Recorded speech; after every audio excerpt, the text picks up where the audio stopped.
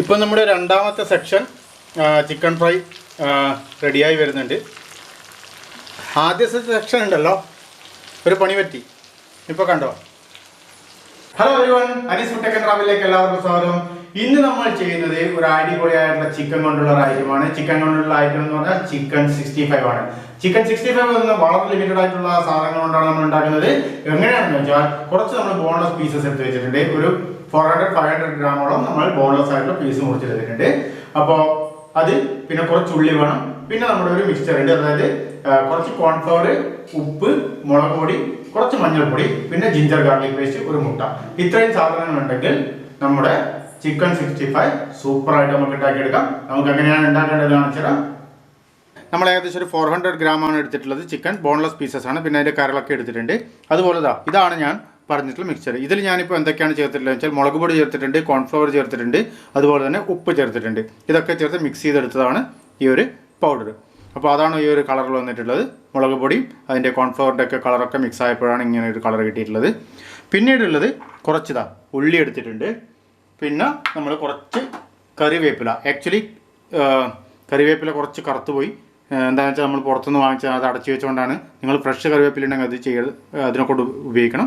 പിന്നെ ഞാൻ എടുത്തിട്ടുള്ളത് കുറച്ച് പച്ചമുളക് അരിഞ്ഞു വെച്ചതാണ്. പിന്നെ പ്രധാനമായിട്ട് വേണ്ടുന്ന ഒന്നാണ് മുട്ട, ginger garlic paste. Ginger garlic paste ഫ്രഷായിട്ട് അരച്ചെടുക്കുന്നതായിരിക്കും നല്ലത്.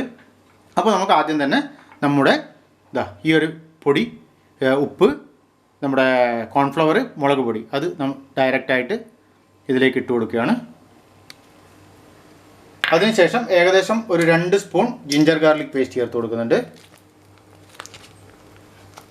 2 സ്പൂണോളം ജിഞ്ചർ ഗാർലിക് പേസ്റ്റ് ചേർത്തിട്ടുണ്ട്.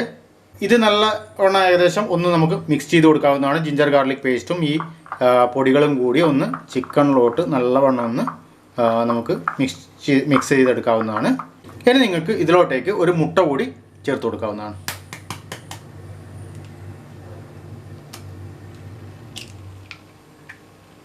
ഞാൻ മഞ്ഞയോട് കൂടിയാണ് ചേർത്തിട്ടുള്ളത്, വെള്ളം മാത്രമല്ല. രണ്ടും കൂടി നിങ്ങൾക്ക് ചേർത്ത് കൊടുക്കാം.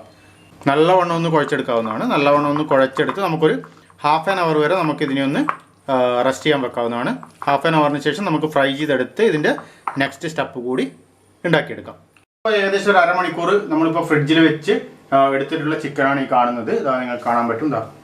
½ ആൻ അവർ വെച്ച് എടുത്ത് നല്ല ഇതായിട്ടുള്ളതാണ്. നല്ല എരിവും ഉപ്പൊക്കെ പിടിച്ചിട്ടുണ്ടാവും എന്ന് വിചാരിക്കാം. ഓക്കെ, അപ്പോൾ ഇതാണ് നമുക്കിനി ഫ്രൈ ചെയ്തെടുക്കേണ്ടത്.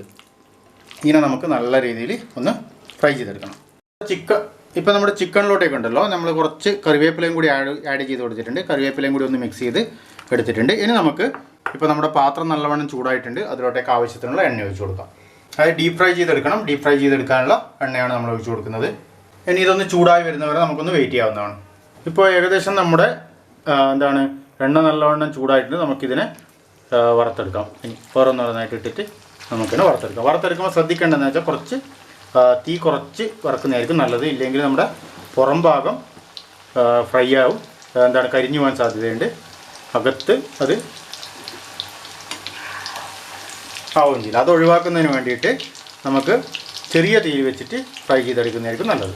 എണ്ണ നല്ലവണ്ണം ചൂടാക്കുക, അതിനുശേഷം ചെറിയ തീയിൽ ഫ്രൈ ചെയ്തെടുക്കുക.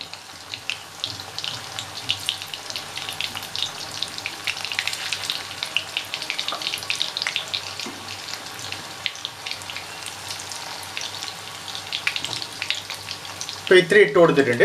ഇനി നമുക്കിതിനെ ഒന്ന് ഫ്രൈ ആവുന്നവരെ നമുക്ക് വെയിറ്റ് ചെയ്യാം. ഫ്രൈ ചെയ്തതിന് ശേഷം എല്ലാം ബാക്കിയുള്ള ഇതും അതേപോലെ തന്നെ നമുക്ക് മുഴുവനായും ഫ്രൈ ചെയ്തെടുക്കണം.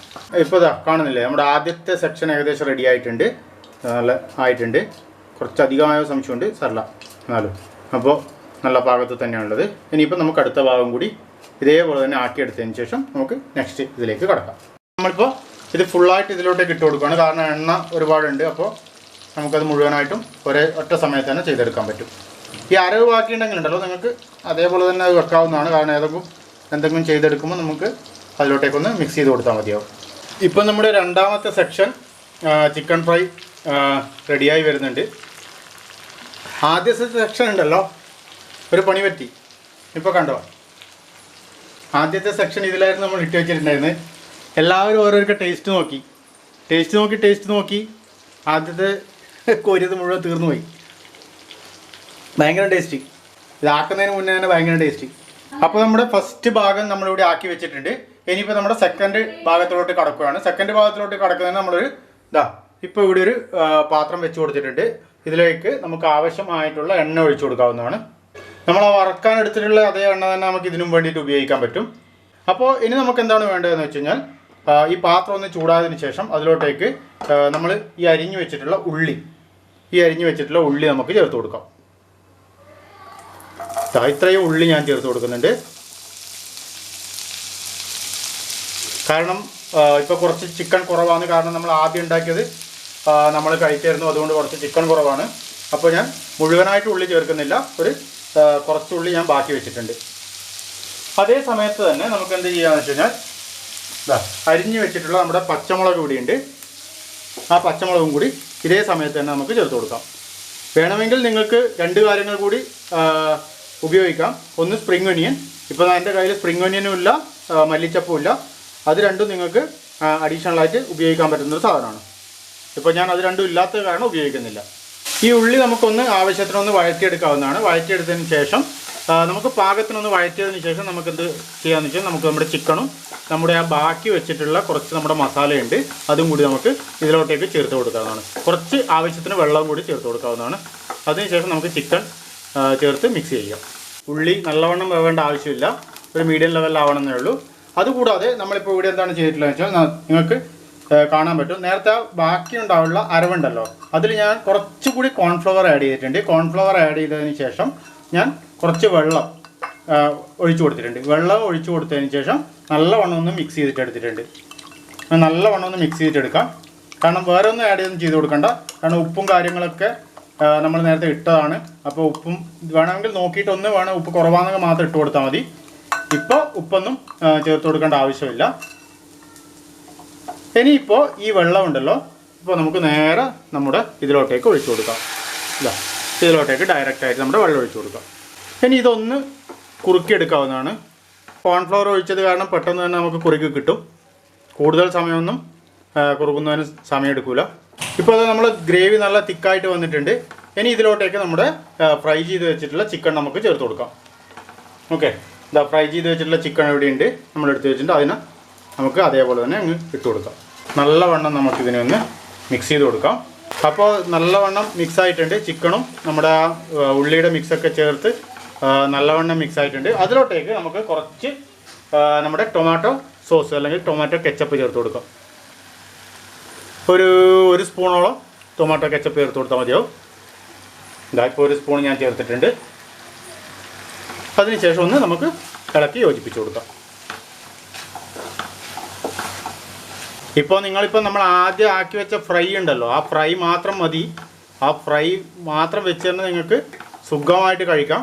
ഇതിപ്പോൾ ഞാൻ ചിക്കൻ 65ൻ്റെ ഒരു രൂപത്തിൽ ആക്കേണ്ടതുകൊണ്ട് ഞാൻ ഒരു രീതിയിലേക്ക് മാറ്റി തന്നെ ഉള്ളൂ. ആ മറ്റേത് തന്നെ വളരെ ടേസ്റ്റാണ്. കാരണം നമ്മൾ ആദ്യം ഉണ്ടാക്കി വെച്ച് നമ്മൾ തന്നെയാണ് തിന്നത്. അപ്പോൾ അത്രയും ടേസ്റ്റാണ് നിങ്ങൾക്ക്. അപ്പോൾ ഇത് നമുക്കിനൊരു വിളമ്പുന്ന പാത്രത്തിലേക്ക് മാറ്റാം. ഇത് റെഡി ആയിട്ടുണ്ട്. ഏകദേശം ഫ്രൈ ചെയ്തെടുത്തിട്ടുള്ള നല്ല ചിക്കൻ 65 റെഡി ആയിട്ടുണ്ട്. ഇപ്പോൾ നിങ്ങൾക്ക് കാണാൻ പറ്റും നല്ല പച്ചമുളകും നല്ല ഉള്ളിയൊക്കെ വെച്ച് നല്ല അടിപൊളിയാക്കി എടുത്തിട്ടുള്ള 65 ആണ്. ഇതിപ്പോൾ നമ്മൾ നേരത്തെ നിങ്ങൾ കണ്ടു, നമ്മളിപ്പോൾ 2 ഭാഗമായിട്ടാണ് ചെയ്തിട്ടുള്ളത്. ആദ്യം നമ്മൾ ഫ്രൈ ചെയ്തിട്ട് എടുത്തിട്ടുണ്ടായിരുന്നു. ഈ 65 ആക്കിയതിന് ശേഷമുള്ള നിങ്ങൾക്ക് കാണാം. നമ്മളിപ്പോൾ ചപ്പാത്തിയുടെ കൂടെയാണ് കഴിക്കാൻ വിചാരിക്കുന്നത്. നിങ്ങൾക്ക് വേണമെങ്കിൽ നെയ്ച്ചോറിൻ്റെ കൂടെയോ പൊറോട്ടയുടെ കൂടെയോ ഏതിൻ്റെ കൂടെ വേണമെങ്കിലും ഇത് കഴിക്കാൻ നല്ല വെറുതെ സ്റ്റാർട്ടറായിട്ട് നിങ്ങൾക്ക് കഴിക്കാവുന്നതാണ്. സൂപ്പർ സാധനമാണ്. അപ്പോൾ നിങ്ങളിത് വീട്ടിൽ എന്തായാലും ട്രൈ ചെയ്ത് നോക്കുക. ഇത് ഇഷ്ടപ്പെട്ട് കഴിഞ്ഞാൽ വീഡിയോ ലൈക്ക് ചെയ്യുക, ഷെയർ ചെയ്യുക, കമൻറ്റ് ചെയ്യുക. പിന്നെ അടുത്ത് കാണുന്ന നമ്മുടെ ബെല്ലൈക്കൺ ഉണ്ടല്ലോ, ബെല്ലൈക്കൺ ഒന്ന് അമർത്തി പ്രസ് ചെയ്യുക. അങ്ങനെയാണെങ്കിൽ നിങ്ങൾക്ക് എല്ലാ പുതിയ നോട്ടിഫിക്കേഷൻസ് നിങ്ങൾക്ക് എത്തിച്ചേരുന്നതാണ്. പിന്നെ നമ്മുടെ ഇൻസ്റ്റാഗ്രാം അക്കൗണ്ട് ഉണ്ട്, ഫേസ്ബുക്ക് പേജ് ഉണ്ട്. ഒന്ന് വിസിറ്റ് ചെയ്ത് എല്ലാവരിലേക്കും ഷെയർ ചെയ്യുക. അപ്പോൾ നമുക്ക് പുതിയ വീഡിയോയുമായി അടുത്ത് തന്നെ കാണാം. ബൈ.